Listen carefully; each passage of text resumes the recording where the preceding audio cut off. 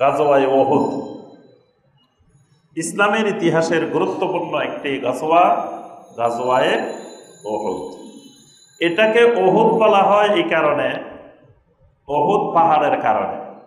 মদিনার বিশাল অংশ জুড়ে উহুদ পাহাড়, প্রায় 8 কিলোমিটার ব্যাপী বিস্তৃত এই জাবালে উহুদ।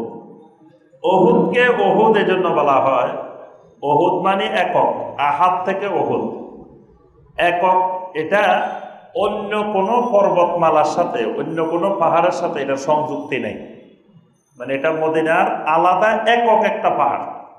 একক পাহাড়ের কারণে এটাকে আরবেরা নাম রাখছে জাবালে উহুদ। এটার সাথে অন্য কোনো পর্বতমালার সংযুক্তি ঘটে নাই। তো এই জাবালে উহুদটা মদিনার একটা বড় বৈশিষ্ট্য। নবী সাল্লাল্লাহু আলাইহি ওয়াসাল্লাম জাবালে উহুদের ব্যাপারে অনেক হাদিস বর্ণনা করেছেন। নবী সাল্লাল্লাহু আলাইহি ওয়াসাল্লাম বলছেন জাবালে উহুদটা হলো জাবালুন নুহিব্বুহু ওয়া ইউহিব্বুনা। জাবালে উহুদকে আমরা ভালোবাসি, উহুদ আমাদেরকে ভালোবাসে। সুবহানাল্লাহ। নবী সাল্লাল্লাহু আলাইহি ওয়াসাল্লাম জাবালে উহুদের উপরে উঠছিলেন। উঠার পরে জাবালে উহুদ নড়াচড়া করা শুরু করছে, হেলাধুলা, হেলে দুলে পড়তেছে। নবী সাল্লাল্লাহু আলাইহি ওয়াসাল্লাম উঠছেন, এই আনন্দে খুশিতে পাহাড় নাচা শুরু করছে। সাথে ছিলেন আবু বকর রাদিয়াল্লাহু তাআলা আনহু, ওমর রাদিয়াল্লাহু তাআলা আনহু, উসমান রাদিয়াল্লাহু তাআলা।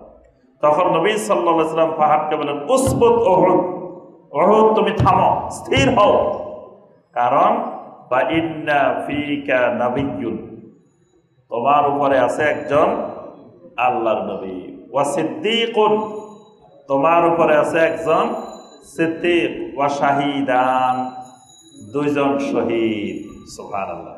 তোমার উপরে একজন নবী আছে, একজন সিদ্দীক আছে, দুইজন শহীদ আছে।